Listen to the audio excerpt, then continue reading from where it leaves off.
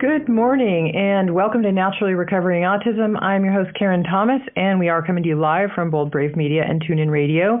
Thank you so much for being here and being a proactive parent to get the resources that you need to help your child on your journey to autism recovery. And remember that the definition of recovery is to regain health, and that's what we want for your child, the healthiest and happiest child. They deserve to live a fulfilling life. I was once told when my son was diagnosed with autism that he would not recover and that we would be managing his symptoms and that we could try drugging him and behavioral therapies, and that was it. But I didn't want to follow that advice. I didn't want to listen to that. As you know, I have 30 years of background now in craniosacral therapy, so after studying the brain, I knew that my son's brain could heal. But I had to figure out with autism how that could happen.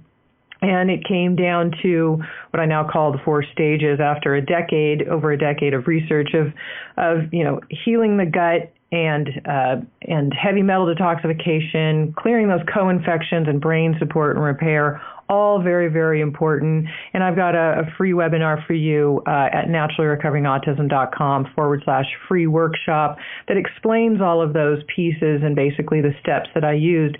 Today, my son is now fully recovered from his symptoms of autism, and I like to share those resources with you so you can get the optimum results for your child. And for this month of April, I do have an event going on where I'm giving a free resource every single day for the month of April. Something value, please go get those at naturallyrecoveringautism.com/30 days, 30 days. And today is very, very exciting because we are talking about a topic that affects every single one of us. And very, very important, step 1 in autism recovery, and that is diet and nutrition. Now, a lot of people wonder, can food really make a difference in a child? Can changing their diet, really help that much? And I see parents battle over this one. So it's good that you have more facts to back it up with when you're working at doing this and understanding why, because I think knowing why what you're doing is knowing the why behind it helps you to really be more proactive with it, understanding that food is medicine, and it makes a huge difference for our kids because we've got to get their gut absorbing the foods that they're eating. So we've got to heal the gut, and foods will help do that. They have pathogenic bacteria in the gut that we need to help clear and balance. So food is very important, and I've done some episodes in the past on some genetic issues that can cause some kids to be sensitive to some foods and others not to be. And so I'll link to everything I've created that we'll talk about in this episode today at naturallyrecoveringautism.com/36. Just the numbers 36 because this is episode 36. And today we have our special guest, Julie Matthews, with us. I'm going to give you a little bit of Julie's background because she is a nutrition specialist and she specializes in nutrition with autism spectrum disorder. So today should be a really great conversation for you to be in on. Julie Matthews is a certified nutrition consultant and published nutrition researcher specializing in complex neurological conditions, particularly autism spectrum disorders. She's the author of an award-winning book, Nourishing Hope for Autism, and co-author of a comprehensive study providing the efficacy and nutrition and dietary intervention for autism, published in the peer-reviewed journal Nutrients. Julie's approach stems from her 17 years of clinical research with autism and addresses the bio-individual nutrition needs of each person, using autism as a model for addressing complex chronic disease. Her methodology helps practitioners specializing in varied disorders improve the health and healing of their clients through strategic therapeutic diet intervention. She has a private practice in San Francisco, California, and supports families and clinicians from around the world with her learning tools and professional training courses. And I have linked to her website, nourishinghope.com, and bioindividualnutrition.com as well on the page that, again, I've created for you for this episode. Again, naturallyrecoveringautism.com/36. Because if you're driving your car or you're out on your morning walk listening to this, I want to make sure you know where you can go back and get the show notes from. And Julie, welcome, and thank you so much for being here with us today. Thank you, Karen. It's so great to be here. You have so much value to share with parents of children with autism around nutrition, and it is basically step one. It's so important and ongoing, not only for the initial aspects of changing health and behavior, but also to maintain health and behavior. So maybe we should really just start right at the beginning. Like, why does food and nutrition matter so much with autism? And just why would that make a difference for parents? Why should they know that? Absolutely. So autism is a neurological condition. Everything that goes on in our brain and our nervous system really comes from all the underlying factors and systems and nutrients and biochemistry that is going on in our body. So when something's going on in our brain, then we want to look at what's underlying that challenge and how do we help it. And a lot of it comes from the underlying systems of digestion and detoxification and immune function, as well as the nutrients that we get in or don't get in. And all of these things have a role in whether our brain is able to make the neurotransmitters it needs and fire as it needs to, and if it has an ability to reduce inflammation, all of those kinds of things. And all of those affect how we think, how we feel, how we learn, how we behave. And so when we address like you said, the foundational component of making our system healthy, we can address all that other kind of biochemical chaos that can go on when that's not working well. And what kind of things? Basically, there's a lot of information out there about gluten-free and casein-free. And most people for that, well, I'll explain it briefly. But gluten is the protein in wheat, and casein is the protein in dairy. And those particular proteins can cause a lot of harm. And so Julie, could you maybe start out? That's kind of square one. We'll start out with that because most people have heard about it. They might not understand why that's so important, what damage those can cause, and why it's so important to stay away from those inflammatory foods. So those and other things as well, some processed carbohydrates, et cetera. But you want to give a little background maybe on some of the key components and foods to stay away from and why?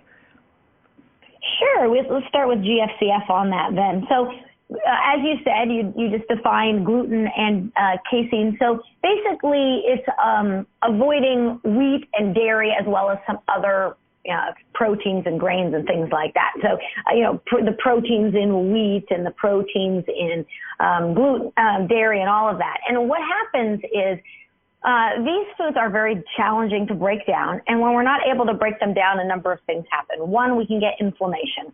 When we get inflammation, that can start in the gut usually because that's where the food hits first, and actually can become systemic inflammation. And we know that kids or people with autism generally have ongoing inflammation in the brain. So removing ongoing daily sources of inflammation from avoiding those foods is a great first piece of the puzzle. And then when you are not able to break those foods down properly, and you can end up with these opioid compounds, which literally fit in the opioid receptor and function like other opiates do. So the proteins are hard to break down, especially if your digestion's not really working well. Then those long proteins fragment into these chains that mimic morphine, heroin, all of those opiate compounds. So you can imagine they're incredibly addictive. So most children that I've worked with autism eat mostly milk and bread and cheese and pizza and chicken nuggets and things that have wheat and dairy in them. And they can create, if you think about what happens if you take too many opiates, well, you can not only get addicted to them, but you might have trouble with irritability. You might have trouble forming your words and a variety of other things like that. Right, and parents notice that their kids are usually craving carbohydrates. They're, some people who don't know, I've seen them think it's fun. They're like, "Oh yeah, my kid just loves crackers and bread," and I wanted, there's this whole thing that I have in my head going on, like, oh, they're addicted. We need to take a short break right here, but when we come back, we will further this discussion on the foods that are best to eat and also the ones to avoid as well. So you're listening to Naturally Recovering Autism. I'm your host, Karen Thomas. Stay with us. We will be right back.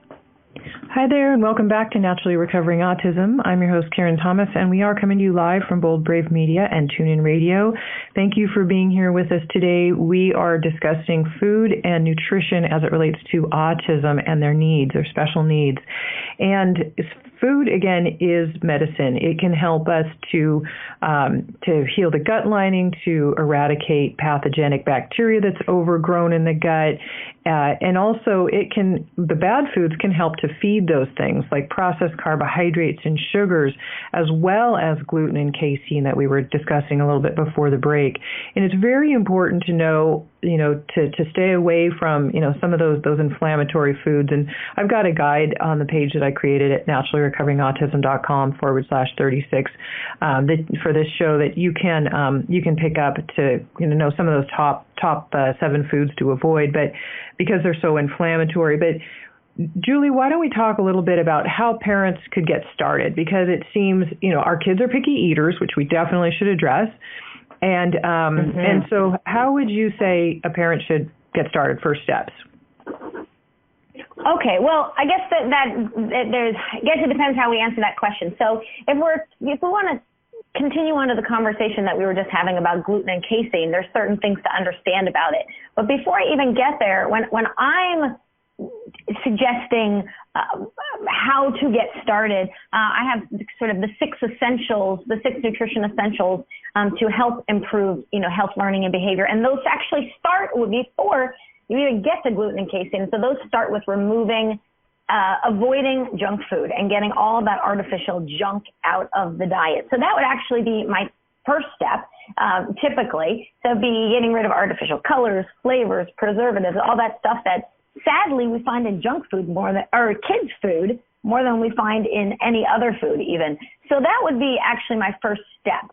If we want to talk about how would you navigate this world that we were just talking about gluten and dairy, well, it would be looking at the foods your child's already eating.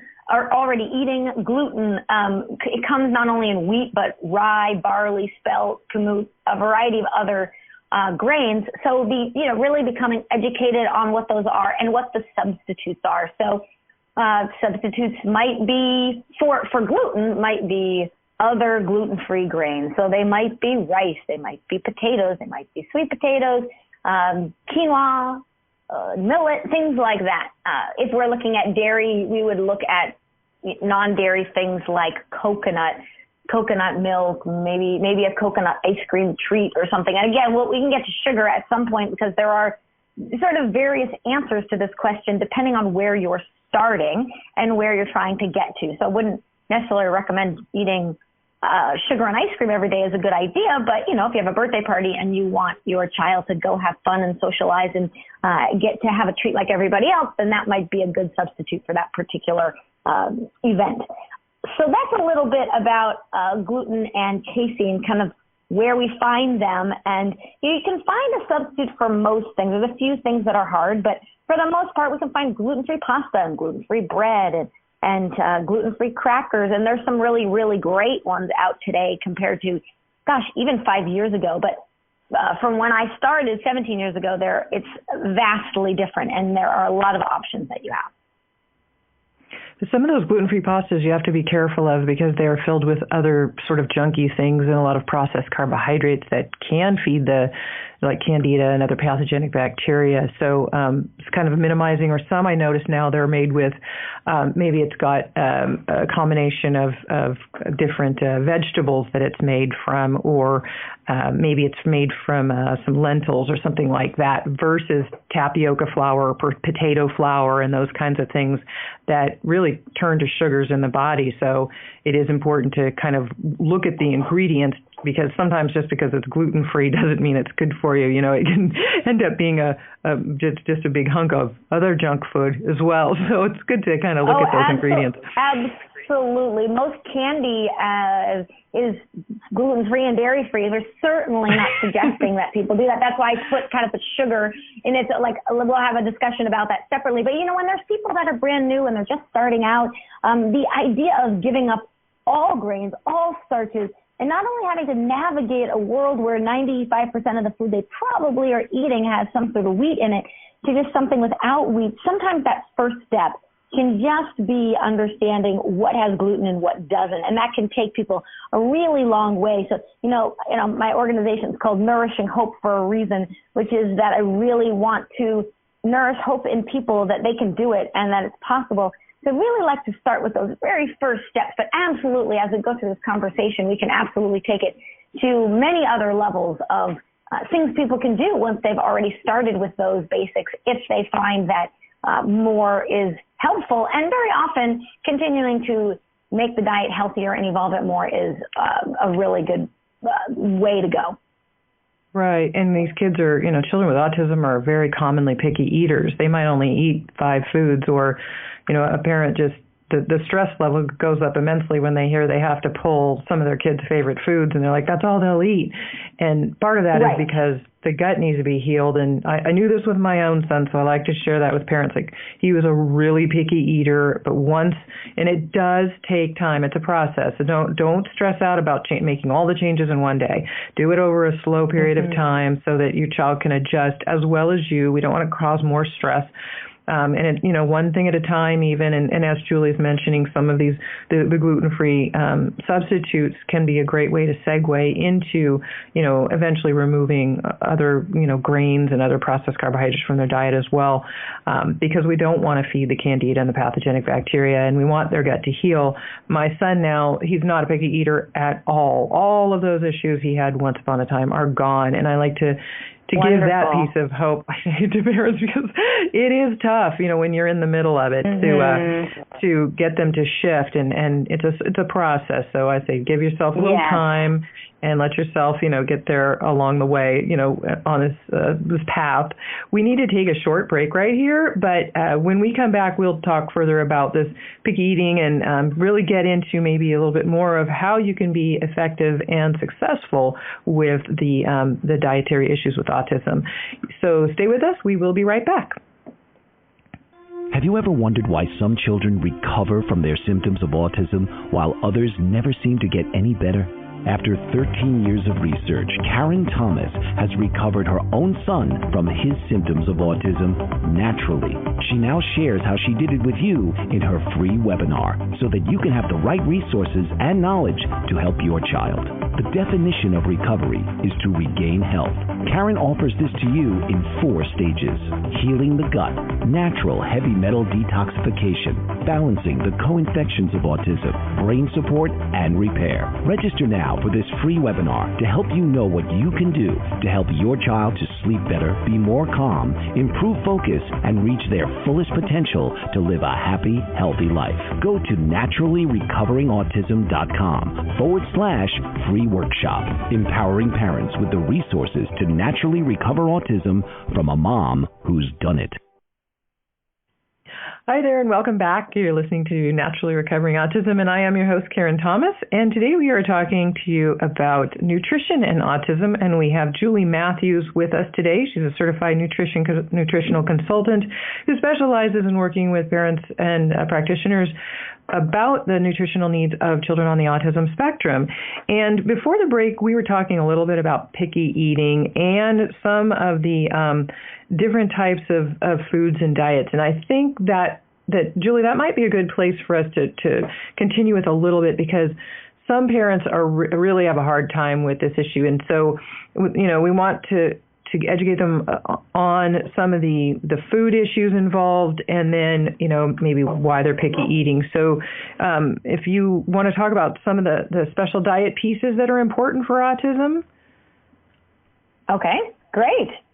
All right. So, and if you have a picky eater, realize that you are not alone. In fact, a vast majority of children on the autism spectrum have picky eating challenges, around self-restriction around foods and things like that.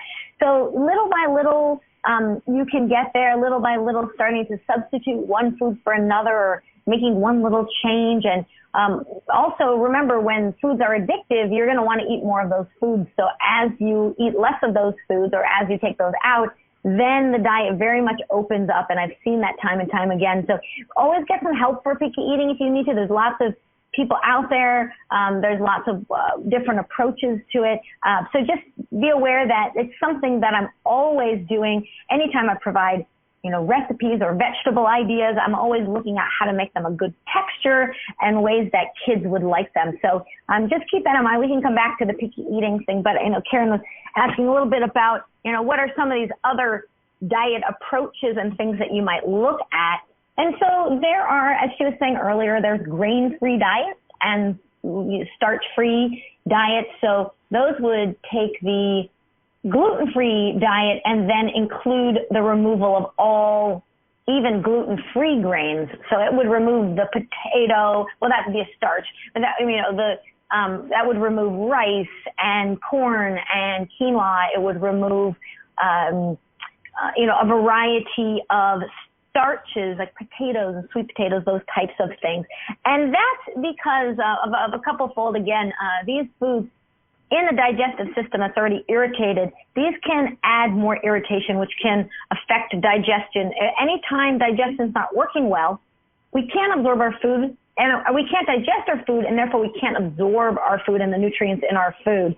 So it's important that digestion is not impeded and the gastrointestinal system is not irritated. And sometimes these gluten-free grains, just the grains in general and the starches, can really cause a variety of issues. They can also feed some of the microorganisms that are out of balance. Maybe there's too much candida overgrowth or, whatever that might be. And so those can feed those, again, adding to the inflammation and the irritation, and then just create this problematic cycle. So sometimes people will remove all of those. Then we also have a variety of other diets that I would look at, because what I really try to look at is what's the unique underlying biochemistry and systems at play for that individual, what imbalances might they have going on, and which direction would we like to take it. So then I look at all sorts of other things like low salicylate, low histamine, low glutamate, low oxalate, all these variety of other diets. But it really depends kind of where you are in your journey. I always like to start with the simplest things that impact the most people first, like gluten and dairy, and then go from there and see what improves and see what might need to be refined next based on the symptoms that they still have, based on where their challenges lie. Those can give us a lot of information on what might be other dietary approaches that could be helpful. Right, and every child's got, along with the genetic issues, there's a little bit more sensitivities for some. I think it's great if we look at oxalates and phenols and salicylates and histamines, like you had mentioned. Histamines, a lot of kids don't have the DAO enzyme. It's not working properly. It's been mutated, and that's a genetic issue. And I recently did a show with Dr. Bob Miller on SNPs, on genes and autism. And that one, being affected by environment, there are a lot of environmental factors that are affecting our genes today. So we may have sensitivities that years ago we may not have, because that gene might not have been affected. So it's important to look at, okay, just like you just mentioned, Julie, what are your child's symptoms? And if you notice that they're eating a particular food, and they're having more behavioral outbursts, or they're not sleeping well all of a sudden, and they had been, then those are strong indications for a parent to know, okay, that food is not acceptable right now for my child. So to give some background, these are all important pieces. I mean, that there's so much to talk about here. This is literally like 10 shows here we could do, but why don't we can start looking at some of these that we mentioned: oxalates, salicylates, phenols, and histamines. And And do you have one that you think would be good to start with, just to give a little background to our listeners so they know what these are, what to look for, and maybe any symptoms or things that you've noticed or substitutes that they could use as well? Sure.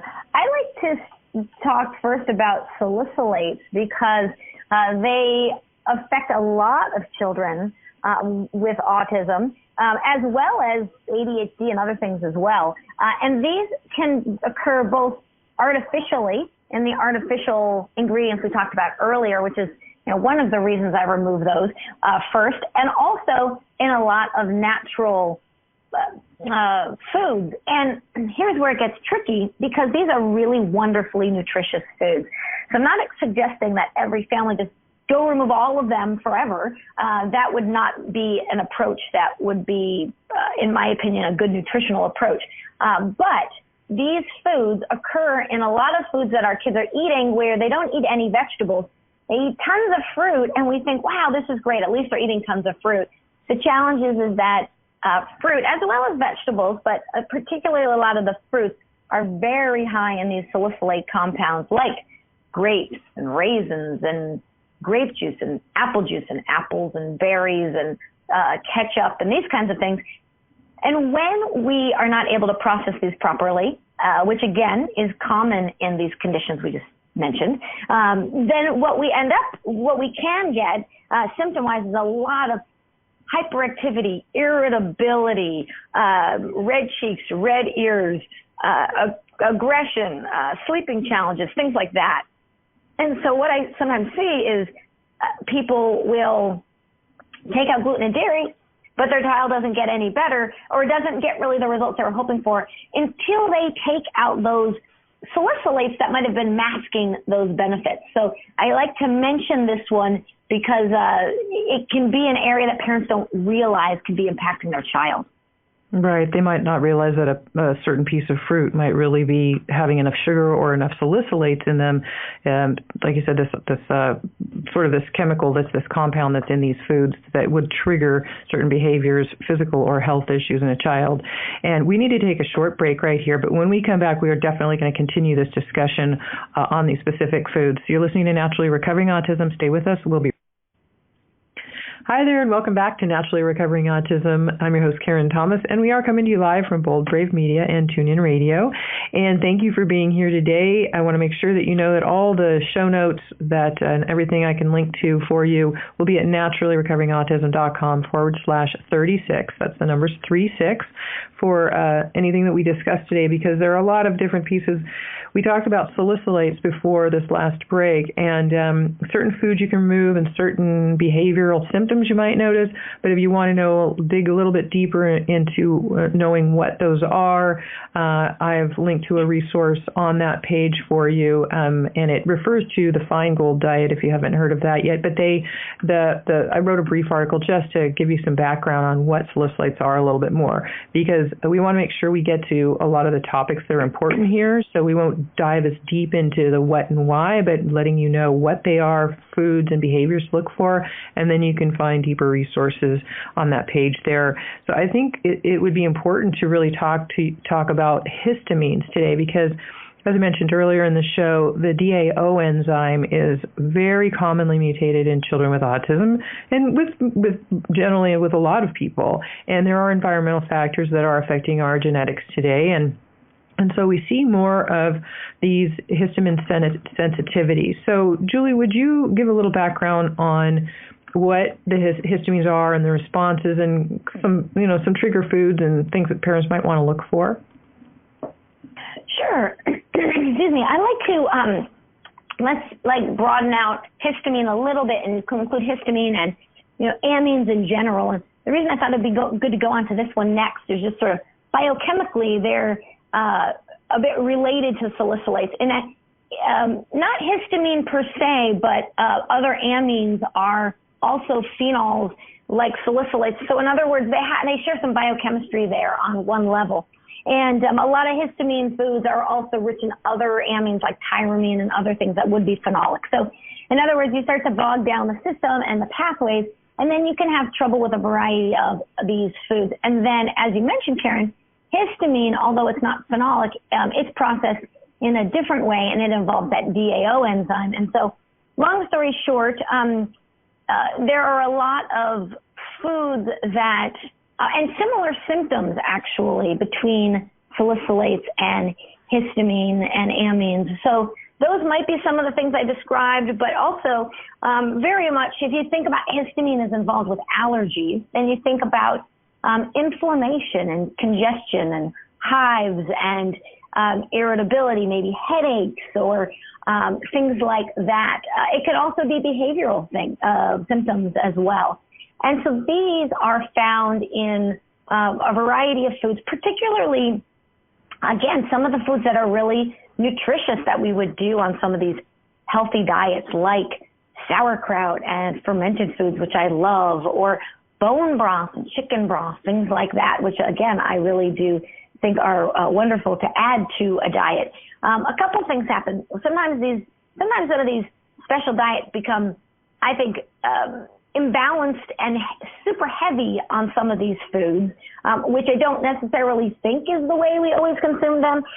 Also, based on a variety of other underlying biochemical challenges, they can get reactions to them. So whether it's it could be bone broths, it could be sauerkraut, it could be anything that's fermented, anything that's really simmered and, kind of broken down for a long time, which, again, is wonderful things like bone broth and things like slow-cooked meats, which I really love and kids think are really often very tasty.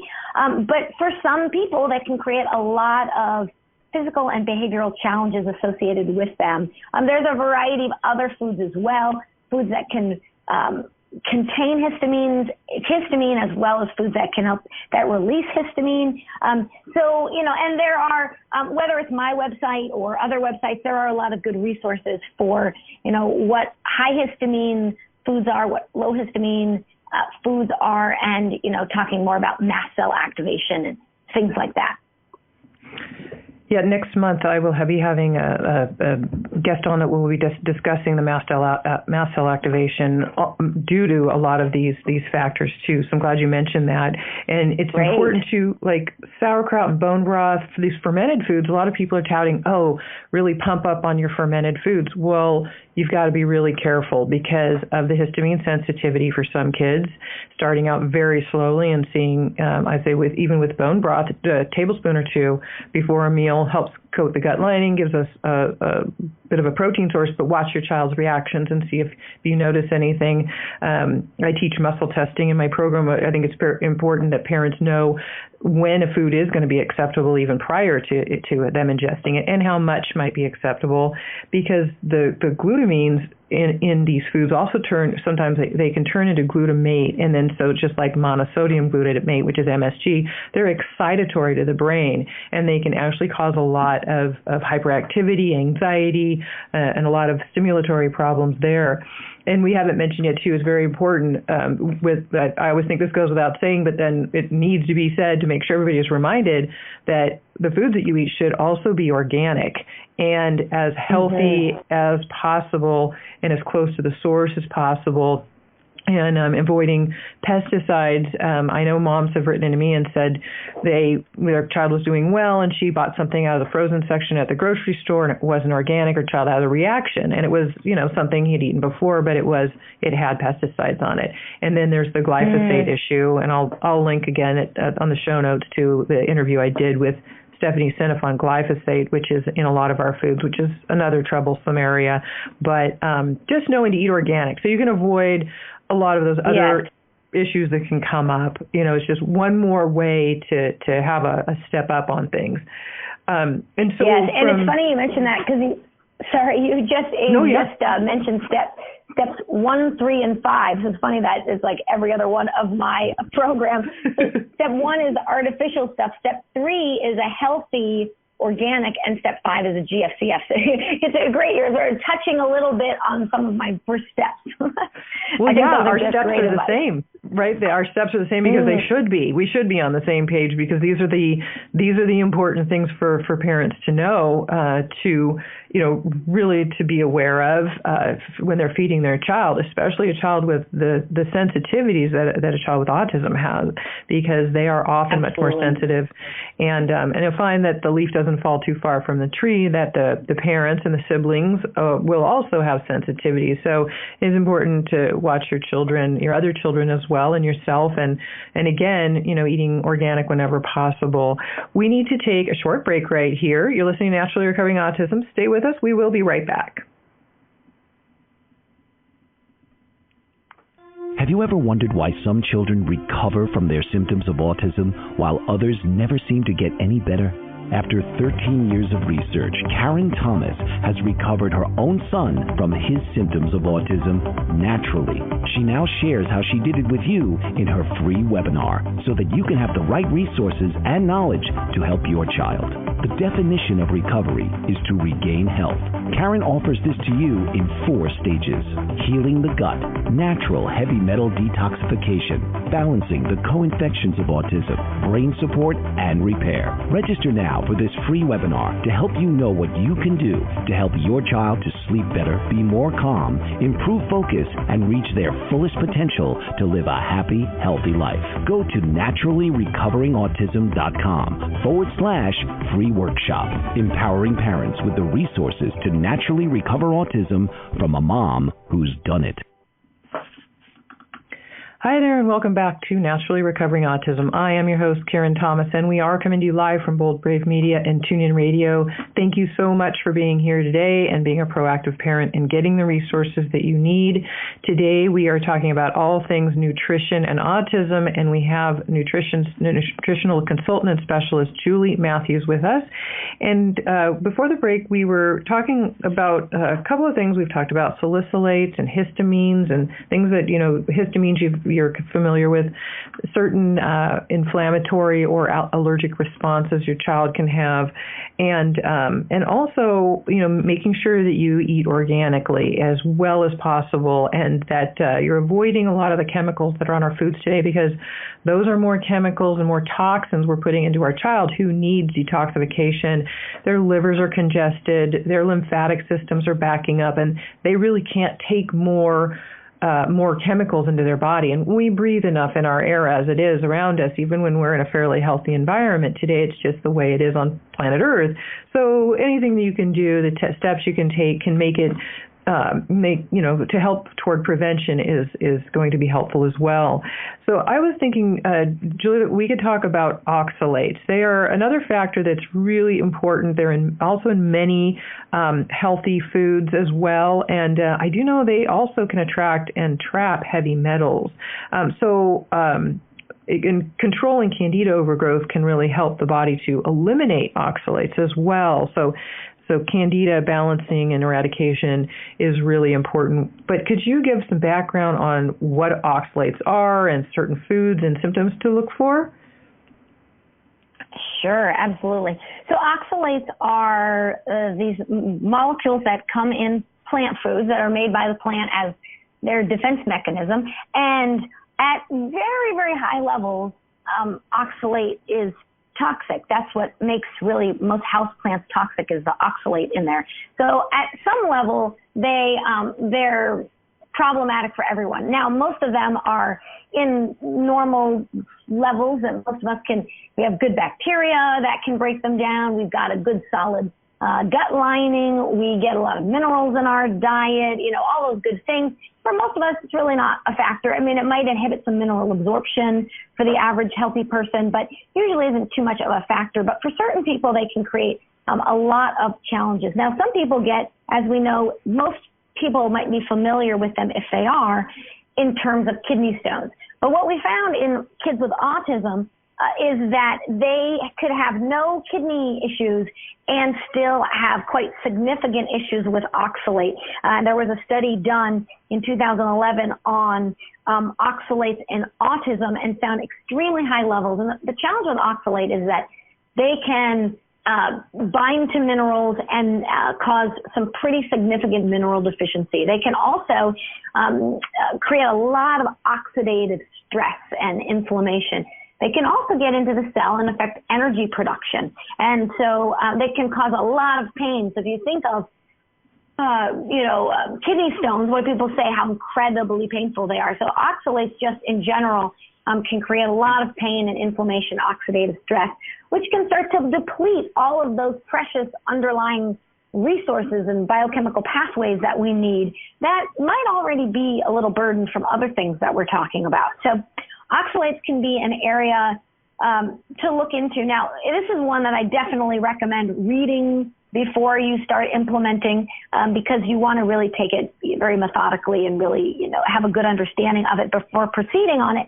And it's not typically the first place that I start, but I have seen oxalates be very important in understanding in the process for certain people's healing approach. And those are in foods like nut flours, potatoes, chocolate, grains, beans. And so sometimes these are really healthy foods. Sometimes we take out the artificial or the refined stuff and we add, instead of, we were just talking about grains. Instead of grains, people will do nut flours.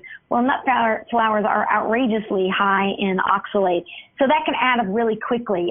Things like spinach. I mean, getting good greens is great, but if we're doing spinach smoothie every day, then that can be, a big challenge for some people because of the really high levels of oxalate that are in there. So I think just having an awareness of oxalate can be a place to start. I think doing some research on the common symptoms. As I said, on my website, I have all of these things, the common symptoms, the foods, the food lists, all of that. So you can look through it more and kind of see if this is an area that you would like to do a little bit more looking into. Yeah, that is important. And it's as you mentioned these, I'm sure our listeners are getting this too, that a lot of these symptoms can overlap. A histamine sensitivity, whether it's behavioral or red skin or sometimes a rash, various things they can be from. They can all sound the same. I mean, it could be from oxalates, it could be from histamines. So, that's where you want to be able to sort of narrow down where it was coming from, because I know my daughter can't eat arugula or her face will break out in hives, and I know it's oxalates as well. Yeah. And for like kale and spinach, I'll like steam it for just about 3 minutes to get some of the oxalic acid out of it, and then make sure I dump out the water. So that, because a lot of those have, steamed down into the water, and then it seems to be okay that way. But I have to be careful if I eat it raw. So completely raw without any par steam. So, there are little tricks sometimes that'll work for you, and depending on your level of sensitivity as well. And I know that oxalates can make it harder to digest fats, and our kids will often have trouble digesting fats. And it's common for the gallbladder to be backing up because it's affected by the liver, which is trying to process the toxin. So, everything's got this connection somehow, and somewhat of a domino effect that can happen as well. So it's good to just have this knowledge and then start isolating, foods one at a time. Like, that's why I say one new thing at a time. Absolutely. Yes, I totally didn't mean to interrupt, but that is such a good point. And that's, it took me years and years and years to figure out, there isn't an exact order for everybody because everybody's different, but it did take me a while to figure out, okay, well, where do I want to start? What are the easiest things and the most problematic things to get rid of first? Where do you go next? To create a really step-by-step approach on where you want to start with diet, which diets you want to look at next, what other things you want to consider after that, where do you want to consider oxalate, how do you remove it? And not to create overwhelm for people, but just to say that, each of these things takes time to explore, and you can't explore them all simultaneously or you'd have no foods left. So it's really this process of taking things one at a time. So that's why, I created this very kind of step-by-step process for people to go through each of the diet pieces and kind of see which ones are going to be maybe the biggest areas to look into for their particular child. Yeah, absolutely. And every child is unique and individual, so no two people are the same. And in my mentoring program, I have a full page of multiple tutorial videos where I teach muscle testing, but I will on this page at naturallyrecoveringautism.com /36 for the show notes for today. I will link to one of my muscle testing videos so you can get an idea of something that you could do to test prior to your child ingesting any food or supplement, and then also being able to ask about dosages as well, how much they can take, because it's such a powerful component to have that sense of I know what to do, or rather than this fear of going into every new food and not knowing what's causing it. So I will add that to the page as well. It's not there yet, but I will add it today. So we're going to take a short break right here. You're listening to Naturally Recovering Autism. Please stay with us. We will be right back. Have you ever wondered why some children recover from their symptoms of autism while others never seem to get any better? After 13 years of research, Karen Thomas has recovered her own son from his symptoms of autism naturally. She now shares how she did it with you in her free webinar so that you can have the right resources and knowledge to help your child. The definition of recovery is to regain health. Karen offers this to you in 4 stages: healing the gut, natural heavy metal detoxification, balancing the co-infections of autism, brain support, and repair. Register now for this free webinar to help you know what you can do to help your child to sleep better, be more calm, improve focus, and reach their fullest potential to live a happy, healthy life. Go to naturallyrecoveringautism.com /free workshop, empowering parents with the resources to naturally recover autism from a mom who's done it. Hi there, and welcome back to Naturally Recovering Autism. I am your host, Karen Thomas, and today we are talking about all things nutrition with nutrition and autism. And you can find all of the links to or resources to what we were discussing in today's show at naturallyrecoveringautism.com /36, just a number 36. I do want to make sure that you remember that for this month of April, for every day of the month, as Autism Awareness Month, I am giving out a free resource and at naturallyrecoveringautism.com /30 days. So you can pick up those resources there as well. And Julie, why don't we, what would you like to finish with? We just have a few minutes left, and is there anything top of mind that you think would be helpful, or anything actionable that we haven't already mentioned that you think would be helpful for parents to hear? Julie, are you there? Takes people step by. Can you hear me? Oh, you cut out there for just a minute. Now I can. Uh-oh. You know what might be good is that actually, you're speaking of step-by-step, I actually have a step-by-step guide that takes people through the first steps of my program and also gives them some good actionable first steps to look at, and that's called the 6 Nutrition Essentials for Improving Health, Learning, and Behavior in Your Child. And so we could make that guide available to people, and that might be a way that they can kind of put some of the pieces together that we've been talking about today and take people from there. Okay, that sounds good. I will link to it on the show notes. And it's good to be able to have a way to take actionable steps and feel a little bit more confident with what you're doing as well. Absolutely. Is there anything else you'd like to finish up with? Well, I mean, as I said, since I'm all about nourishing hope, I just want to sort of encourage people that I know we talked about a lot of different diet things, and if you've been doing this a long time, this might be stimulating and exciting, and if you're brand new to this, it might feel overwhelming. So just, I like to just encourage people to start where you are, start with one little step at a time, and little by little make your way, and if you have just any general questions or things, you can always follow us at, on nourishinghope.com and also online and various other places as well. So hopefully that we gave you some things that you could get you started and ways to connect with those of us that are Nourishing Hope as we go along here. So hopefully those will be helpful to people that are looking for some more information. And I wish everybody well on their journey. Yeah, and it is quite a journey. And please, be kind to yourself along the way as you're the parent. I know it's tricky to change a child's diet and the picky eating issues, and using the reward system sometimes can be helpful. A bite of something they want for a bite of something you'd like them to eat, and just very slowly transitioning the diet. And then I will tell you, once their gut does start to heal, because they literally have, many of them have what's called leaky gut, and there are holes in the lining of their digestive tract, and it allows undigested foods to leak into the bloodstream, and then those are seen by the immune system as foreign agents to fight, so they develop allergies to them. Those toxins are also getting into their organs and their blood and their tissues, including their brain. And so that's where you're seeing a lot of all of these physical and behavioral issues come from.